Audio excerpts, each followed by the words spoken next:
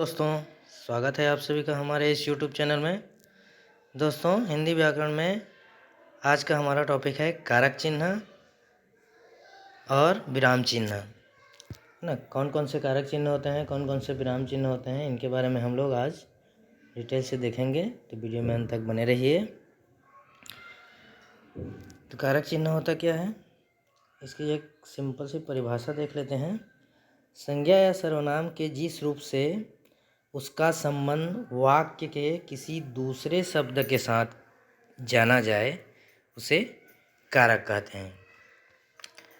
कहने का मतलब है संज्ञा या सर्वनाम के जिस रूप से उसका संबंध है ना, जैसे संज्ञा मतलब किसी के नाम या उसके बदले में प्रयुक्त होने वाले शब्द, सर्वनाम आदि के जिस रूप से उसका संबंध वाक्य के किसी दूसरे शब्द के साथ दिखाया जाए या जाना जाए उसे कारक कहते हैं। और कारक को प्रकट करने के लिए संज्ञा या सर्वनाम के साथ जो चिन्ह लगाए जाते हैं उन्हें विभक्तियां कहते हैं। कारक चिन्ह या विभक्तियां, जैसे पेड़ पर फल लगते हैं, है ना, तो यहाँ पर जो पर आया है ये क्या कहलाएगा, कारक चिन्ह कहलाएगा। इस वाक्य में पेड़ कारक पद है ना, ये जो पेड़ है वो कारक पद है, और यहाँ पर जो पर आया है वो कारक सूचक चिन्ह या विभक्ति है।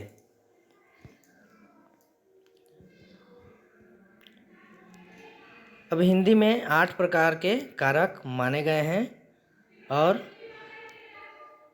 उनकी अलग अलग विभक्तियां हैं, उनको हम देखते हैं। तो पहला है कर्ता, है ना, कर्ता कारक, एक तरफ कारक है एक तरफ विभक्तियां हैं। तो पहला है कर्ता कारक, इसका चिन्ह होता है ने, कर्ता ने कर्म को करण से या के द्वारा, संप्रदान को के लिए, हेतु आदि अर्थ में इसका प्रयोग किया जाता है ना। ध्यान दीजिएगा, यहाँ पर कर्म में भी को रहता है और संप्रदान में भी को रहता है, तो संप्रदान का जो को आता है वो के लिए के हेतु के अर्थ में आता है। अगला है अपादान कारक, अपादान का से, यहाँ पर भी करण में भी से होता है और अपादान में भी से, परंतु अपादान का जो से चिन्ह है वो अलग होने के अर्थ में होता है। जैसे बल से हीन, है ना, मान लो कोई व्यक्ति है वो बल से हीन है, मतलब उससे अलग है, बल जो है उससे अलग है ना, अलग हो रहा है, तो अलग होने के अर्थ में यहाँ पर अपादान से कारक चिन्ह का प्रयोग किया जाता है। अगला है संबंध कारक, संबंध का, की, के, रा, री, रे, इस तरह से इसका कारक चिन्ह होता है।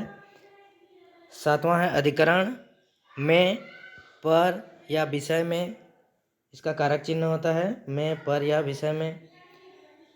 संबोधन हे, हो, अरे, ए, ओ, हा, इस तरह से ये सभी कारक चिन्ह कहलाते हैं, विभक्तियां कहलाते हैं। अगला है विराम चिन्हों के बारे में, कौन कौन से विराम चिन्ह हैं, यहाँ से भी कभी कभी प्रश्न पूछ देते हैं प्रतियोगी परीक्षाओं में। तो विराम चिन्ह, कुछ मुख्य विराम चिन्हों को यहाँ पर मैंने दर्शाया है। पहला है पूर्ण विराम, है ना, इस तरह से इसका चिन्ह होता है पूर्ण विराम। अर्ध विराम, है ना, इस तरह से अल्प विराम ऊपर में कॉमा टाइप का रहता है, बिंदी रहता है, उसको हम अर्ध विराम कहते हैं। अल्प विराम, है ना, कॉमा या अल्प विराम इसी को कहा जाता है। प्रश्नवाचक चिन्ह, है ना, प्रश्नवाचक चिन्ह ऐसा रहता है, सब जानते ही होंगे, है ना, आसान है ये। योजक चिन्ह, है ना, इस तरह से जो डैश बना रहता है उसे योजक चिन्ह, दो शब्दों के बीच में लगा हुआ जो चिन्ह होता है योजक चिन्ह कहलाता है। उद्धरण चिन्ह, है ना, इस तरह से छोटा इन्वर्टेड कामा टाइप का ऊपर में लगा होता है, उसे उद्धरण चिन्ह कहते हैं। ठीक है। सातवां है विवरण चिन्ह, जैसे हम किसी टॉपिक लिखते हैं उसके बाद विवरण चिन्ह लगाते हैं, उसके आगे में उसका व्याख्या करते हैं, तो इस तरह से विवरण चिन्ह लगाया जाता है। अपूर्ण विराम, है ना, दो बिंदी, जैसे अह लिखते हैं उसी तरह से उसका चिन्ह होता है जिसको अपूर्ण विराम कहा जाता है। संक्षेपण चिन्ह है ना।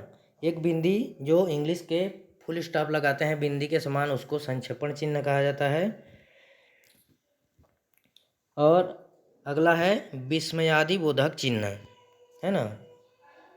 इस तरह से खड़ी लकीर के नीचे में बिंदी रहता है, उसको विस्मयादि बोधक चिन्ह कहते हैं।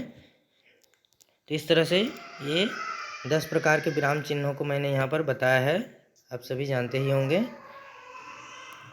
तो आशा है वीडियो आपको पसंद आया होगा।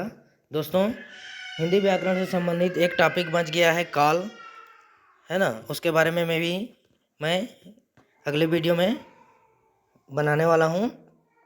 इसके बाद लगभग हमारा हिंदी व्याकरण समाप्त हो जाएगा, है ना। यदि और कुछ बच गया है संज्ञा सर्वनाम, तो उसके बारे में मैंने वीडियो नहीं बनाया है। यदि आप चाहते हैं कि उसके बारे में भी मैं वीडियो बनाऊं तो कमेंट में ज़रूर लिखिए। आशा है वीडियो आपको पसंद आया होगा।